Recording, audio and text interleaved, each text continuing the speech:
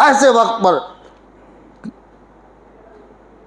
یہی وہ فلسطین کے لوگ ہیں جنہوں نے رحم کیا، آج دیکھیے اس رحم کا نقصان کتنا ہے۔ آپ تاریخ اٹھائیے، رحم کیا، جگہ دے دی، پھر 1948 آیا، اور 1948 یعنی ایک سال بعد، ہندوستان 47 میں آزاد ہوا، ایک سال بعد 48 میں اقوام متحدہ نے پھر یہ اجازت دی کہ یہ اپنی الگ حکومت قائم کر لے، جبکہ پہلے یہ طے ہوا تھا کہ اس کے مشرقی حصے میں مسلمان آباد ہوں گے، مغربی حصے میں یہودیوں کو دیا جائے گا، یا پھر مشرقی مغربی یعنی دو حصے کیے گئے، تو دو حصوں میں تو مشرقی میں مسلمان اور مغربی یہودی آباد ہوں گے۔ اور پھر کچھ زمانہ گزرا کہ جب الگ حکومت قائم کر لی گئی اور کرائی گئی، یہ کر لی گئی نہیں، کرائی گئی، اور پھر اس پر یہ کہ سیاست نے ایک نیا رخ لیا کہ وہ حصہ پورب کا جسے آپ آج اردن کہتے ہیں، ہے نا، یہ اس کے اکثر خطوں اور علاقوں میں پھر زبردستی قبضہ شروع کر دیا گیا۔ وہ قبضے کا مسئلہ آج تک ہے، آج بھی آپ دیکھ رہے ہیں۔ اور پھر جو حالات ہیں، جو حالات بن رہے ہیں، یہ حالات دیکھیے، میں ایک چیز جانتا ہوں، جس طرح سیاسی مہرہ ہندوستان میں کشمیر کو بنایا گیا، سیاسی مہرہ کہاں ہے؟ کہ ہماری فوج جو جا رہی تھی پلوامہ میں جو کانڈ ہوا، یہ بھی کشمیر ہی میں ہوا۔ اور دیکھیں آپ، سیاسی تمام مہرے، چاہے وہ 370 والا ہو کہ پلوامہ والا ہو، یہ تمام مہرے کشمیر سے کھیلے جاتے ہیں۔ ایسے ہی آپ کو یہ حقیقت بتا دوں کہ مسلمان جتنے ملک ہیں، نہ اسلامی ملک تو کہہ نہیں سکتا، مسلمان جتنے ملک ہیں، چاہے 52 ہو 53 ہو، جتنے ہو، ہمیں اس سے کوئی مطلب نہیں، یہ سب نے فلسطین کو ایک مہرہ بنا رکھا ہے۔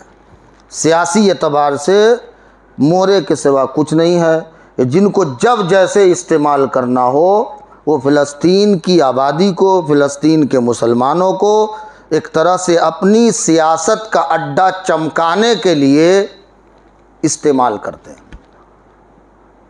اور یہ ضرورت ہے کہ ہم اب اگر نہیں آئیں گے روشنی میں تو کب آئیں گے؟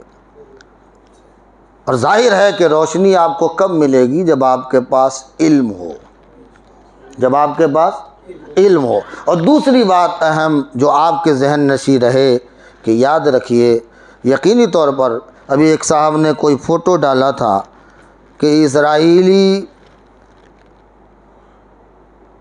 فوج سامنے اس کے AK-47 لے کے کھڑی ہے، اور دیکھو یہ مرد مجاہد ہے، اور ایک بچہ اس کے سامنے پتھر مار رہا ہے۔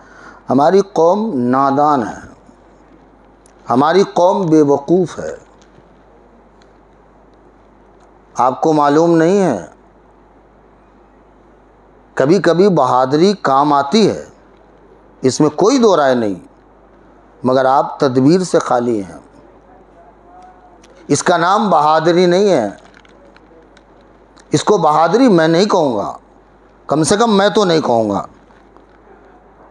آپ کا دشمن آپ کے سامنے 100% قوت لے کے بیٹھا ہے، اور آپ 1% بھی قوت لے کے نہیں پہنچ رہے ہیں، تو اپنے آپ کو موت کے منہ میں جھونک رہے ہیں یا نہیں جھونک رہے؟ قرآن نے کہا وَلَا تُلْقُوا بِأَيْدِيكُمْ إِلَى التَّهْلُكَةِ، اپنے آپ کو ہلاکت میں مت ڈالو۔ مسلمانوں کی سب سے بڑی کمی ہے کہ وہ مقابلے کی اپنی تیاری نہیں کرتے۔ آپ پوری سیرت کا مطالعہ کیجئے، اسلامی تاریخ پڑھیے، صرف جوش اور جذبے سے جنگ نہیں جیتی جاتی ہے، یقینی طور پر طاقت سے بھی نہیں جیتی جاتی، مگر یہ بات تو طے ہے کہ دشمن جتنی طاقت میں ہو کم سے کم اتنی طاقت تو آپ کو بنانی ہوگی۔ اگر اتنی بھی طاقت آپ کے پاس نہیں ہے تو پھر آپ اگر یہ سوچ رہے ہیں کہ ہم اس جنگ کو فتح کر لیں گے تو یہ آپ کا توہم ہے، آپ کا وہم ہے، آپ کی فکر ہے۔ اس خیال کو بدلیے اور اس تخیل کی وادی سے باہر نکلیے، یہ توہم پرستی سے باہر آ جائیے اور سمجھیے۔